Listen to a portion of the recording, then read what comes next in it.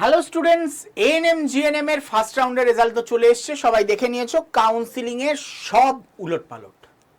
কোনো বছর দেখা যায়নি এত র্যাঙ্ক অবধি সিলেকশন পেতে, আবার কোনো কাস্টের ক্ষেত্রে দেখা গেছে এত কম র্যাঙ্কেও কোনোদিনও সিলেকশন আসেনি।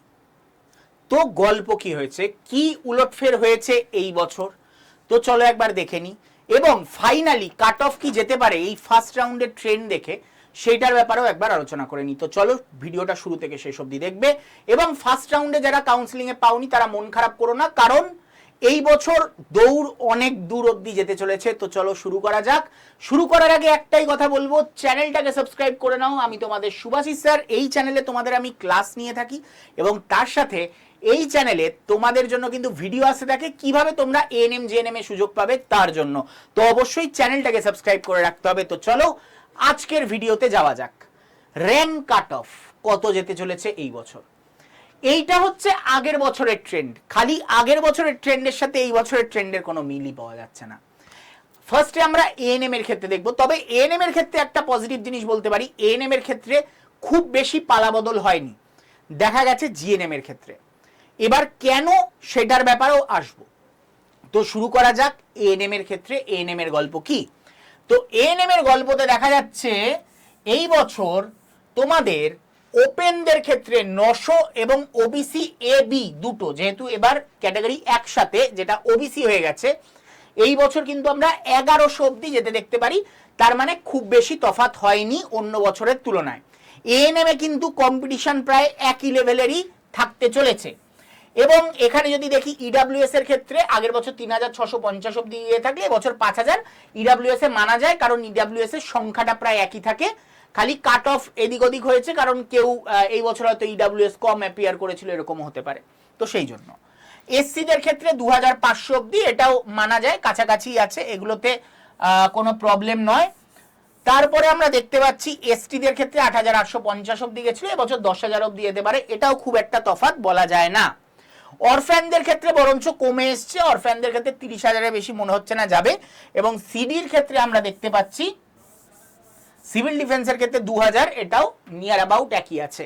কেন এএনএম এর চেঞ্জ হয়নি, জিএনএম এ আকাশ পাতাল পরিবর্তন হয়েছে? এর পিছনে কারণ একটাই, এএনএম এখনো পর্যন্ত এএনএম এ তোমাকে যদি চাকরি পেতে হয় কোনো পরীক্ষা দিতে হবে না, তাই জন্য এএনএম এর ক্রেজ এখনো সমান পরিমাণ আছে। কিন্তু জিএনএম এ যেহেতু সেকেন্ড রাউন্ডে মানে পড়াশুনো করে ফেলার পর 3টে বছর পড়ার পর আবার পরীক্ষায় বসতে হবে, কেউ আর জিএনএম এ যেতে চাইছে না। কিন্তু ভুলে যাচ্ছে যে এই যে গেল না, এতে কিন্তু জিএনএম এর চাকরি পাওয়ার সম্ভাবনা ধীরে ধীরে বাড়তে চলেছে দিনে।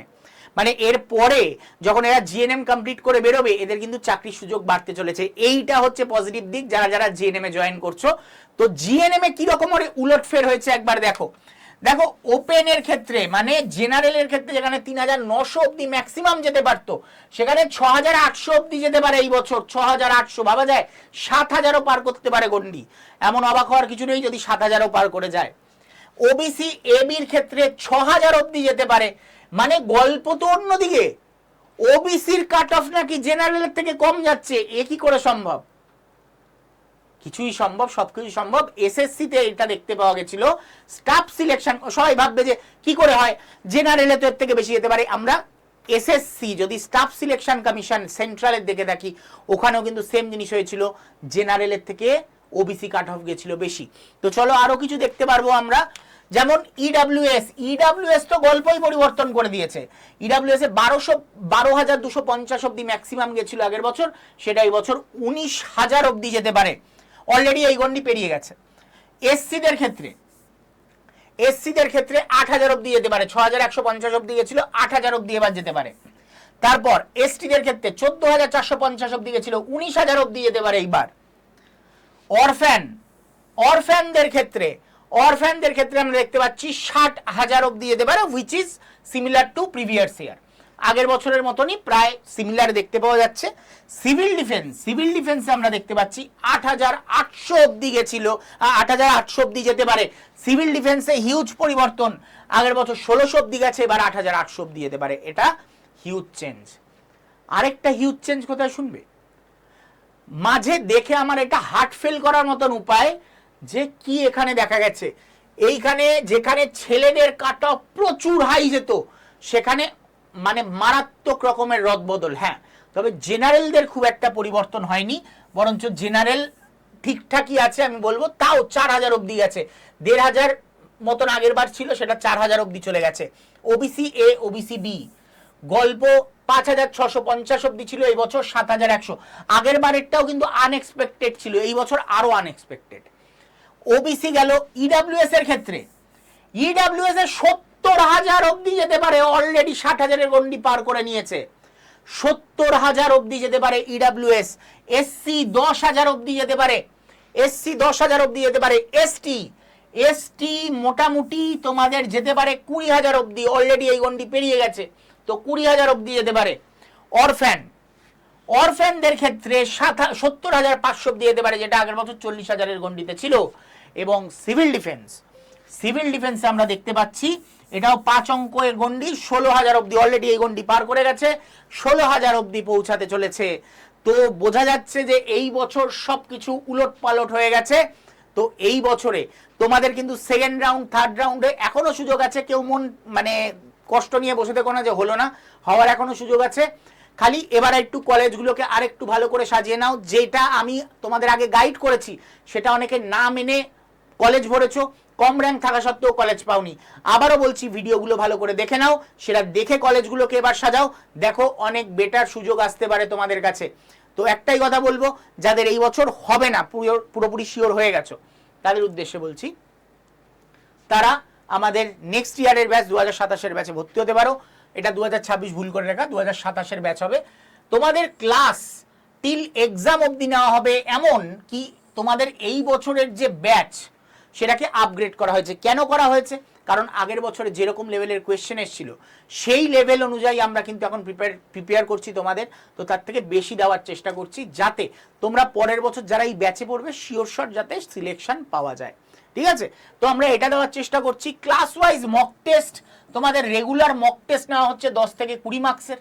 তোমাদের সামেটিভ ইভ্যালুয়েশন মক টেস্ট নেওয়া হচ্ছে। তোমাদের প্রত্যেক ইভ্যালুয়েশন মক টেস্ট নেওয়া হবে। এটা হঠাৎ পরীক্ষা হবে, তোমরা রেগুলার পড়াশোনা করছো কিনা দেখার জন্য, এবং এই পরীক্ষায় যে ভালো রেজাল্ট করবে তাকেই একমাত্র এলিট ব্যাচ দেওয়া হবে, অন্যদের নয়। এলিট ব্যাচ সবাই পাবে না, যারা এই সামেটিভ এক্সামে ভালো রেজাল্ট করবে তারাই পাবে। এছাড়াও সাবজেক্ট ওয়াইজ মক টেস্ট তোমাদের প্রোভাইড করা হচ্ছে, ফুল লেন্থ মক টেস্ট তোমাদের প্রোভাইড করা হচ্ছে। এমসিকিউ ক্লাস দেওয়া হচ্ছে, এমসিকিউ সলভ আফটার ক্লাস দেওয়া হচ্ছে। প্রচুর পরিমাণে এমসিকিউ সলভ করানো হবে এখানে। ক্র্যাশ কোর্স এমসিকিউ সলভ করানো হচ্ছে, ইউটিউব এমসিকিউ সলভ করানো হচ্ছে, ডাউট সলভ করানো হচ্ছে, কি না কি রয়েছে তোমাদের এই ব্যাচে। তো এই ব্যাচটায় তোমাদের তার সাথে হার্ড কপি একটা বইও তোমাদের প্রোভাইড করা হচ্ছে, যার থেকে তোমাকে পরীক্ষায় কোয়েশ্চেন আসবে, এবং তার সাথে ইবুক দেওয়া হচ্ছে 4খানা। মানে এত কিছু তোমার একটা ছাদের তলায়। জাস্ট ধন্বন্তরী 2027। এই ধন্বন্তরী 2027 তোমাদের কাছে প্রবলেমের সলিউশন নিয়ে এসছে। তোমরা ভাবছো কোথা থেকে পড়বে, কি পড়বে, কখন পড়বে, কিচ্ছু বুঝতে পারছো না। এই ব্যাচে তোমাদের সব কিছু সাজিয়ে দেওয়া আছে, তোমাদের সব রকম প্রবলেমের সলিউশন দেওয়া আছে। আদারওয়াইজ কোনো রকম প্রবলেম হলে তোমাদের যদি হতেই পারে যে আমি ব্যাচে অ্যাডমিশন নিচ্ছি না, আমি কি প্রবলেম সলভ পাবো, অবশ্যই ইউটিউবে নজর রাখো, চ্যানেলটাকে সাবস্ক্রাইব করে রাখবে, সব রকম সলিউশন পেয়ে যাবে। আর ব্যাচে ভর্তি হওয়ার জন্য খুব সিম্পল উপায়, এই নাম্বারটায় জাস্ট একবার কল করে নাও, 8130209247। এই নিচ দিয়েও নাম্বারটা যাচ্ছে বারবার, সেখানেও দেখে নিতে পারবে, 8130209247। এই নাম্বারে কল করে তোমরা ভর্তি হয়ে যেতে পারো। কোর্স ফিস গোটা বছরের 1731 টাকা। এবং যেই ক্লাসগুলো তোমাদের অলরেডি হয়ে গেছে, আমাদের 10 তারিখ থেকে ক্লাস শুরু হয়েছে, অনেকগুলো ক্লাস হয়ে গেছে, সেই ক্লাসগুলো আবার রিপিট হবে তোমাদের। তো চিন্তার কোনো কারণ নেই, যারা এখন ভর্তি হবে তারাও যে ক্লাসগুলো হয়ে গেছে সেগুলো আবারও পাবে। তো নিশ্চিন্তে তোমরা ভর্তি হতে পারো, বেশি দেরি না করে।